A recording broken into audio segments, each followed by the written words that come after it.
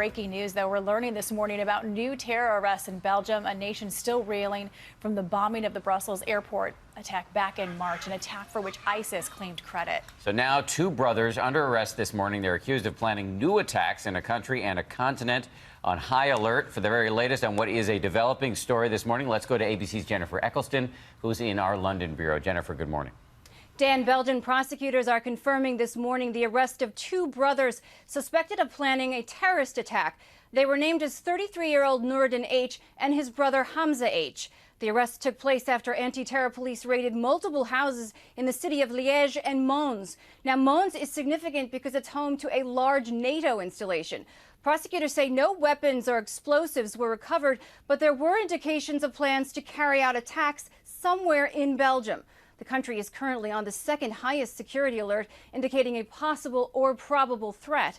This comes after the March bombings at the Brussels airport and a metro station, which killed 32 people, including Americans. Those attacks were claimed by ISIS. As of now, prosecutors say the 2 men arrested are not linked to that attack, and both will appear before a judge later today. Paula? Many along the eastern seaboard are waking up to a soggy mess this morning. Flooding, power outages and soaking rains continued a very wet and in some areas deadly weekend trend. Overnight, drenching rain in the northeast. Water flowing through the streets of Paterson, New Jersey. Flash flooding triggered by downpours. Parts of the state receiving up to 7 inches of rain in just 48 hours. There's people in the water! Those storms part of the same weather system that caused deadly flooding over the weekend in Maryland. Flash floods ripping through Ellicott City, Maryland, killing 2. The rushing water threatening to sweep this driver away. One man tries to help her but is knocked down. Moments later, a human chain forms as the woman crawls out of her car, finally pulled to safety. This morning, the cleanup is underway. Cars stacked on top of each other, buildings washed away. ABC's Gloria Riviera is there. This scene right here gives you a sense of the force of the flooding. A car flipped sideways, a second one smashed into it. The smell of gas is in the air. Search and rescue are on the job 24 hours a day. They say they've never seen anything like this. And further south, tragedy on the beach in the Outer Banks. A lightning strike killing a 5-year-old boy on vacation with his family. And right now, tracking the tropics, a weather system in the Caribbean with a 70% chance of becoming a named storm, possibly those deadly floods. Maryland's governor has declared a state of emergency after a devastating storm tore through Ellicott City, killing at least 2 people. ABC's Gio Benitez is on the scene in Ellicott City. Good morning, Gio. George, good morning to you. Just take a look at this unbelievable sight. The floodwaters just tearing up these streets. This neighborhood is historic. It's been here since the Revolutionary War in the 1700s, and now it's destroyed. Deadly flash floods devastating Ellicott City, Maryland, killing 2 people. Making for mayhem on Main Street in the Baltimore suburb. Watch as this man tries to save a woman trapped in her submerged car. First swept away by rushing waters, only to fight his way upstream to help form a human chain. The woman crawling out of her car window and finally pulled to safety. He was washed down the street, and I thought he was gone. It was unbelievable. This just one of at least 120 water rescues after more than 6 inches of rain fell in just a few hours, causing the Patapsco River to quickly rise to 13 feet, engulfing everything in its path. There's people in the water!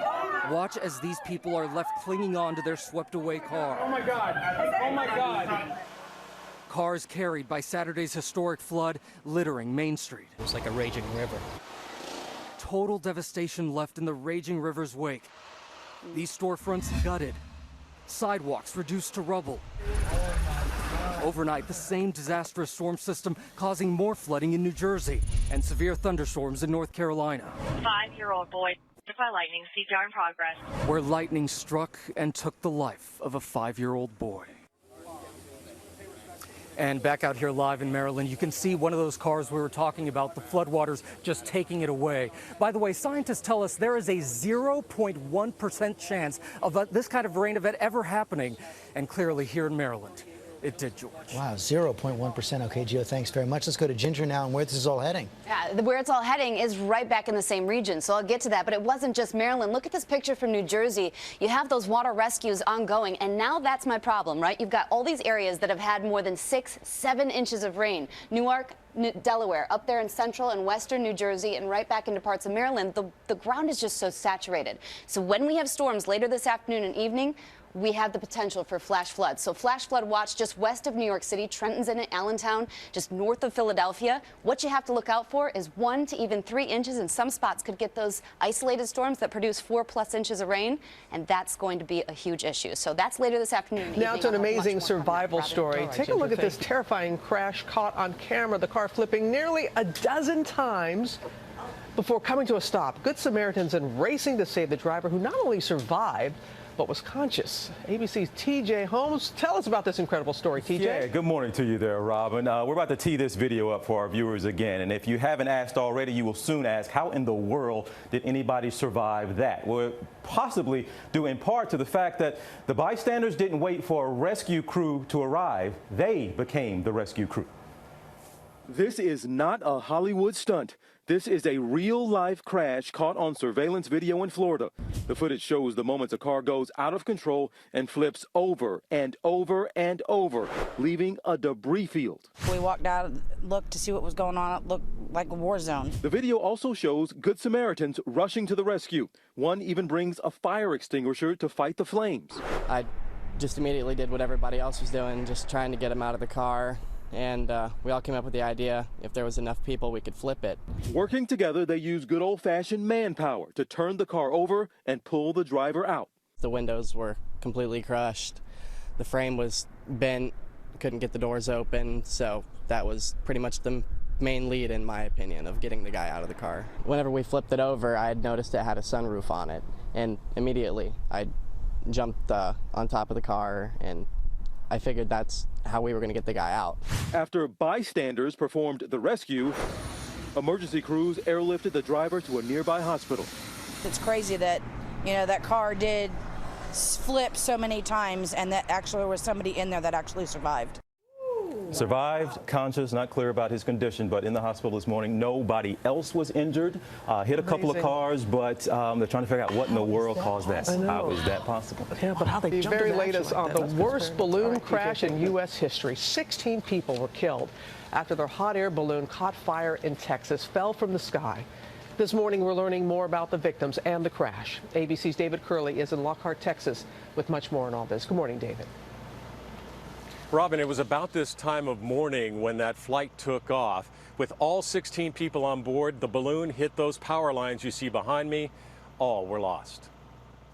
This video obtained by ABC News showing the final journey of the hot air balloon flying over Texas. Just minutes later, it would fall to the ground in flames, killing all 16 aboard. The balloon took off outside of Austin, Texas, traveling for 8 miles before suddenly exploding. You could see that they were just stuck. The flames that go into the balloon, they were coming on and going off. The sunrise flight was delayed for 20 minutes with clouds and fog in the area.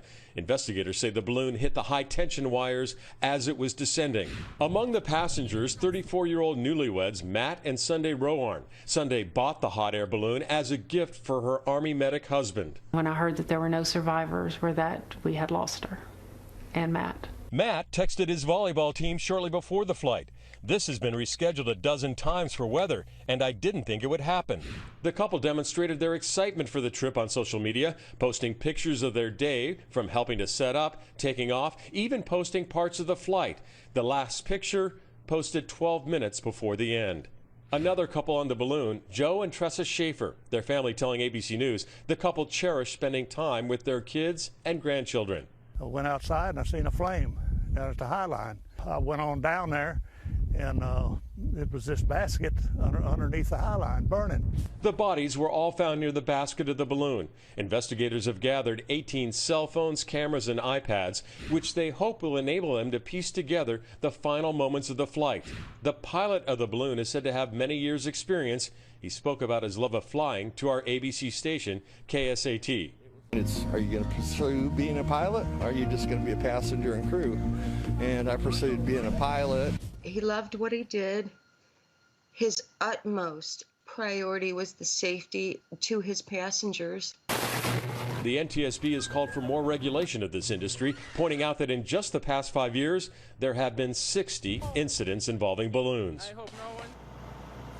Now these devices, the cell phones and the cameras, are being packed up. They'll be shipped back to Washington to the NTSB lab. They are really hoping there is video or pictures that will show the last moments of flight and help solve this mystery.